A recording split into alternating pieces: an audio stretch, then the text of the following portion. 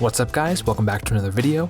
Today I'm going to be testing out Canon's 28mm f2.8 new FD mount lens and seeing how it performs paired with my Sony NEX 7 and a speed booster. So without further ado, let's get to it.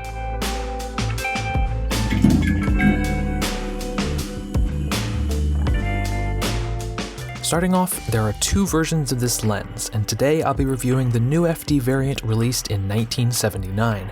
This lens was originally intended for Canon's 35mm SLRs, but with a speed booster like we'll be using today, it works on a modern APS-C mirrorless camera with almost no crop factor. The body is built almost entirely from a sturdy, durable black plastic, which helps keep the weight down to a measly 170 grams, but I'd have still rather it be metal.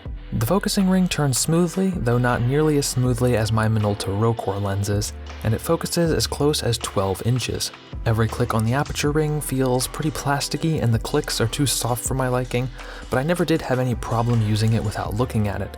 Were this lens released today, I might have some doubts about its longevity thanks to that plastic build, but this lens is 40 years old now and it's still going strong, so if that's not an endorsement for its durability, I don't know what is.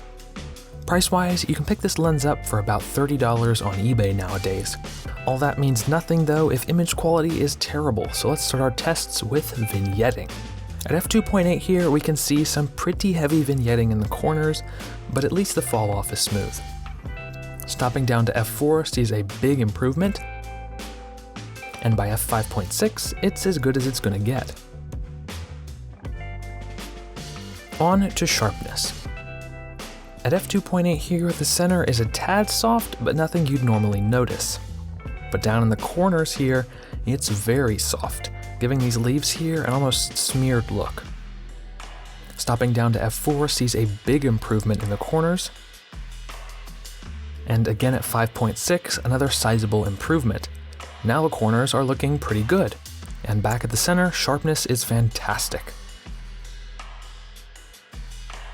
f8 sees the center stay about the same, and another slight improvement in the corners, and by f16, diffraction is starting to soften the image again.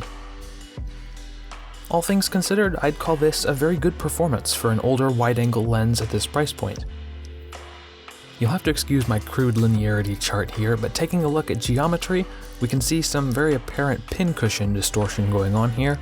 It's nothing that can't be fixed in post, just something to be aware of.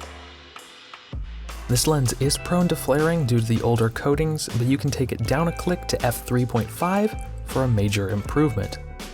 And just looking at some day-to-day samples here, you can see colors are reproduced in a very nice, natural, pleasing way, even on my NEX 7, which is not known for having the best colors. So in the end, the only thing I can say about this lens is that it's kind of unremarkable. And that's not necessarily a bad thing. It's a solid, cheap lens with good overall sharpness and great color reproduction. It's an easy recommend for anyone just getting into photography or videography with a film or mirrorless camera. As always, thank you guys so much for watching. Don't forget to like and subscribe, and I'll see you next time.